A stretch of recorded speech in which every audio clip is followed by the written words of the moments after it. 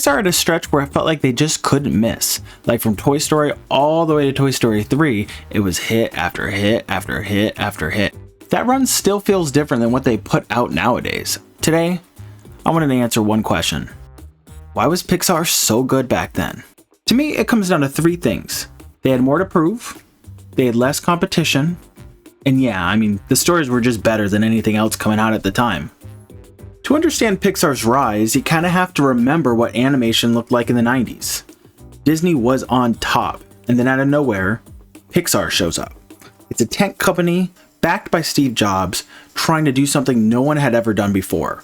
They wanted to make the first fully 3D animated movie, and that movie was Toy Story. But Toy Story wasn't a safe idea at all. People didn't know if a full CG animated movie would work, and even if it did work, it still had to be a good movie, but Pixar pulled it off. To everyone's surprise, Toy Story was a massive success. It even outgrossed Disney's Pocahontas that year, which is really crazy because Disney was basically the king of animation at that point. But after Toy Story, the big question became, could Pixar do it again? Pixar's next movie was A Bug's Life, and honestly, this was the real test because Toy Story could have just been a one-time thing, a fluke. But A Bug's Life was also a hit. It wasn't as huge as Toy Story, but it did what it needed to do. And it even outperformed Disney's Mulan. And you also have to remember, a lot of people really wanted Pixar to fail.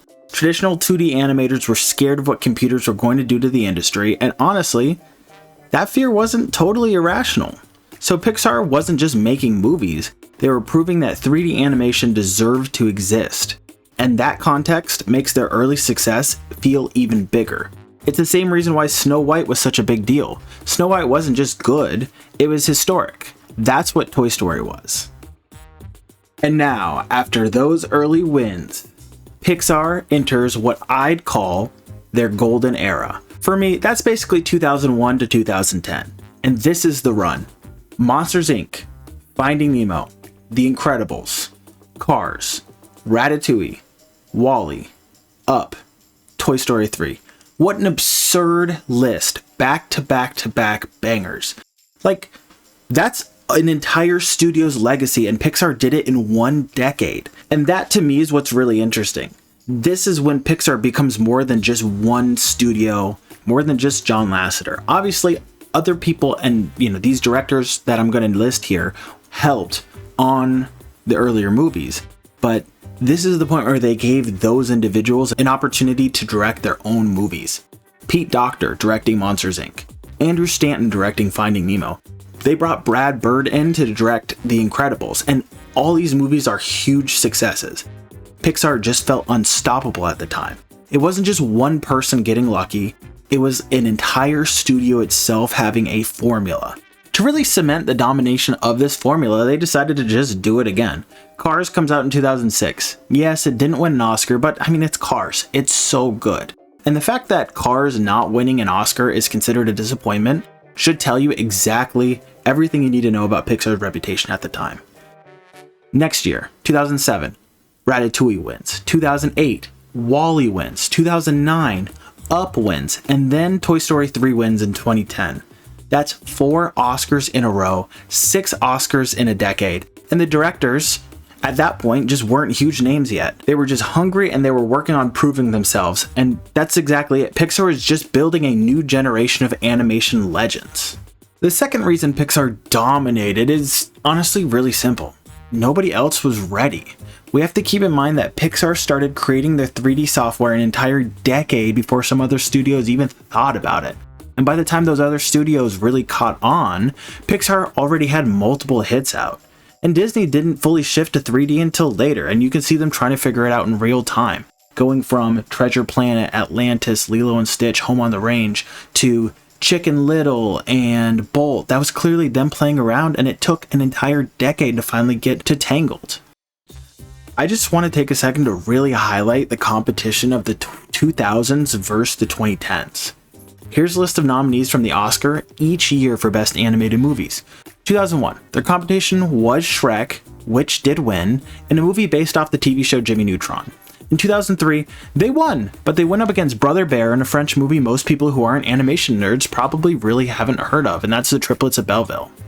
In 2004, they went against an attempt by DreamWorks to capture the remnants of Fish Fever and Shark Tale, and DreamWorks' sequel to Shrek, Shrek 2, which is better than Shrek 1. In 2006, I know we already talked about this, I'm not sure how Cars lost to Happy Feet, but we'll move past that. Surf's Up and Persepolis were not really competition for Ratatouille in 2007. By the end of the decade, here we are in 2008, it had bangers, but still, there were only 3 of them. And there was a general thought that WALL-E should have won Best Picture in general, not just Best Animated Feature, and it stirred a lot of drama at the time, but oh wait, they had some bangers. But 2009, you can really start feeling the real competition. The studios got it together. You have Pixar, who did win. You have Wes Anderson, Leica making their first of many, many appearances, Disney, an Irish folklore movie called The Secret of Kells. Any of these movies would have a serious shot of winning the award for Best Picture in any other year. You know, which is better, Coraline or Shark Tale, Princess and the Frog or Spirit? And that's why the golden age ended. Not because Pixar started making horrible movies, but because Pixar was the only studio pumping out consistent hits for a decade straight.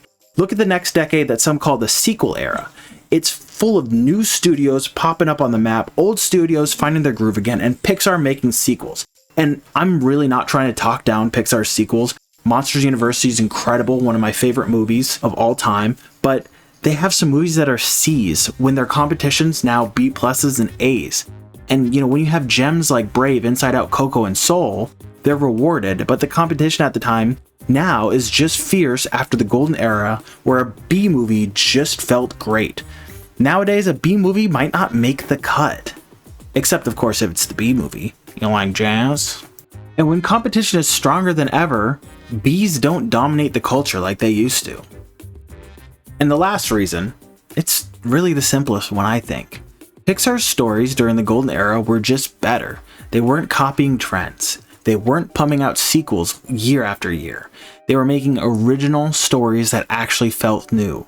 And they hit emotionally, in a way animation didn't really always do back then. Pixar taught lessons that anyone could connect to. I don't care if you're an adult, I don't care if you're like a super old person, I don't care if you're a baby. You connected to it. It made you care about things that you didn't expect to care about. Like they made kids sit through a movie with barely any dialogue, and it worked. That kind of storytelling was rare at the time. I think Toy Story 3 is just the perfect ending to that era. I cried in the theater watching the toys get led to what looked like their deaths, and I cried even harder watching Andy give them away.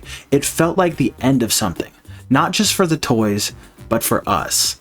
I think a lot of people treat Pixar's golden era like it's the best it ever was, and ever will be, and yeah, it was something special, but I also think we romanticize it because we miss being kids. We miss when this kind of emotional animated movie was new, because now every studio has the sauce. They know how to do that. Now feeling feelings is expected. So Pixar doesn't feel like the only one anymore. I still love modern Pixar. I do.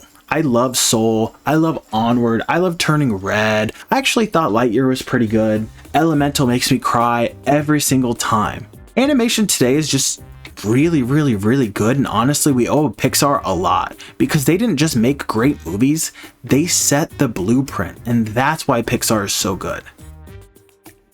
They made the blueprint that everybody else is copying now, and that's why every single movie is a B plus or an A, and sometimes C's and B's just don't get there. So Pixar didn't just make great movies, they raised the bar, and everyone's been chasing it ever since. Anyway, that was my thought. If you enjoyed this video, feel free to subscribe and let me know in the comments, what's your favorite Pixar movie from the golden era? Do you think Pixar fell off? Genuine question. Or did everyone else just catch up? Let me know. Bye.